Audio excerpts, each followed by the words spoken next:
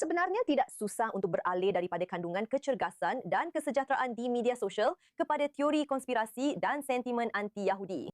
Menurut satu kajian baru yang diterbitkan oleh Pusat Penyelidikan Gerakan Memerangi Anti-Yahudi, algoritma cadangan Instagram boleh dengan mudah membawa pengguna daripada kandungan arus perdana kepada bahan kebencian dan juga propaganda Nazi. Kajian itu menggunakan dua akaun Instagram neutral yang mengikuti influencer kecergasan dan kesejahteraan. Dan tanpa sebarang niat aktif daripada pengguna, kedua-dua akaun itu telah dipaparkan kandungan yang mempromosikan ucapan kebencian dan teori konspirasi dalam tempoh 2 hari pertama. Menjelang hari ketiga, lebih 1/3 daripada kandungan tersebut secara jelas bersifat antisemitik. Apa yang disifatkan sebagai jambatan naratif seperti ketidakpercayaan terhadap industri perubatan mencetuskan peralihan daripada kandungan anti-establishment kepada teori konspirasi dan kebencian yang jelas dalam kandungan antisemitik ini. Bersama kita untuk membincangkan lebih lanjut ialah Dr. Asaf Ramirovsky, pengarah eksekutif Scholars for Peace in the Middle East. Di sini kita hanya mengambil masa 3 hari untuk beralih daripada kecergasan kepada ucapan kebencian. Apa yang sedang berlaku di sini dan bagaimana sebenarnya perkara ini boleh dicegah di media sosial? Baiklah, terima kasih seperti biasa kerana menjemput saya.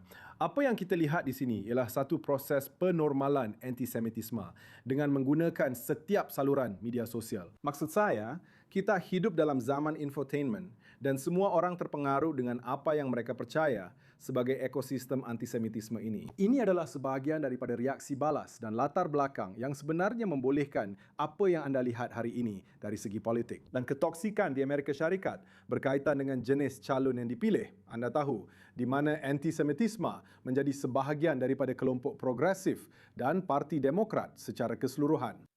Tetapi keseluruhan idea di sini ialah apa yang kita lihat di sini, imej-imej yang serupa seperti semasa perkhemahan pada permulaan, 7 Oktober, perkara ini terus berkembang. Dan ia tidak memerlukan banyak seperti yang anda boleh lihat di sini untuk mencetuskan.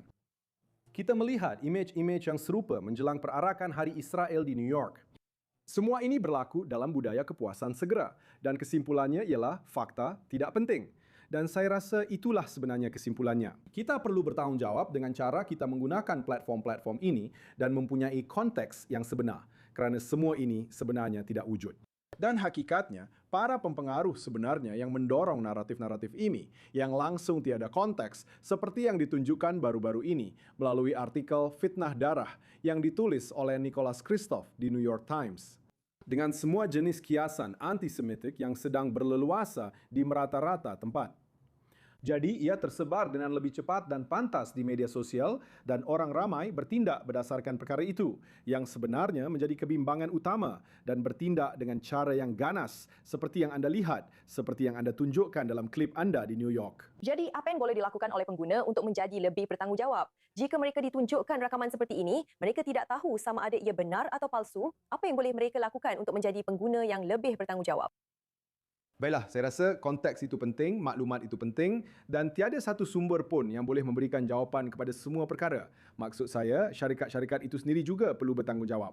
Saya rasa kita perlu bercakap tentang, anda tahu, tanggungjawab Meta dan platform media sosial lain berkaitan dengan tanggungjawab mereka untuk menghapuskan kebencian dan diskriminasi di platform-platform ini yang sedang diperbesarkan oleh sistem mereka sendiri secara meluas dan usaha untuk membasminya. Kita melihat kebimbangan yang sama sejurus selepas 10/10/7 dan bagaimana TikTok disalahgunakan untuk membesarkan propaganda Hamas. Pihak pembangkang sentiasa bekerja 24 jam sehari, 7 hari seminggu. Hamas dan Ikhwanul Muslimin mempunyai jentera yang besar di Amerika Syarikat dan di Eropah secara amnya dan mereka sedang menggunakannya serta menyalahgunakannya.